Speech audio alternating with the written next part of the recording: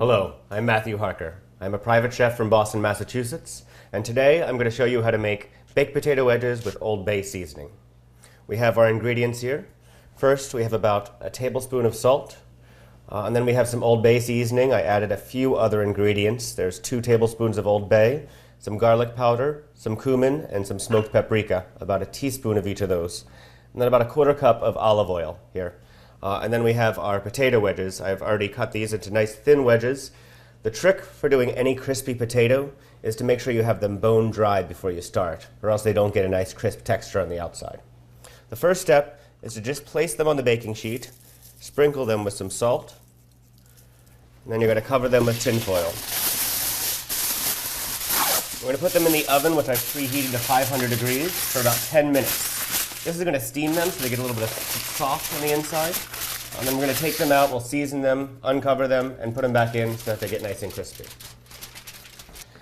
Now my potato wedges have roasted for about 10 minutes at 500 degrees, so they should be good to season now. This was the steaming process.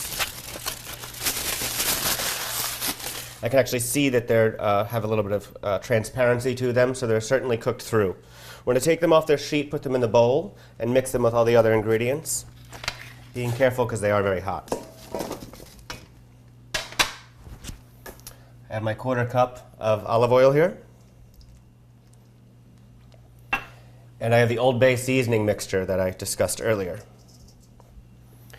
You may need a spoon, but you can just toss them freely with a big bowl, depending upon how big of a bowl you have. Okay, now after they're nicely coated, the next step is to place them back on the pan you've already used, so you're not dirtying another pan. Spread them out to a single layer, just as they were the first time that you put them in the oven. And this time when you place them back in the oven, you're not going to cover them because you want them to get a nice crispy outer shell.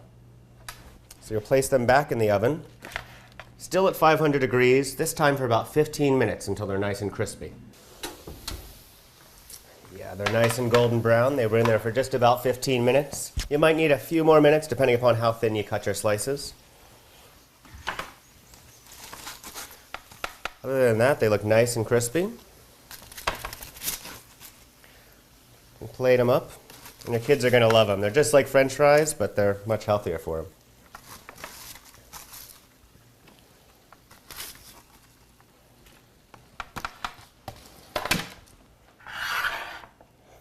There you have it.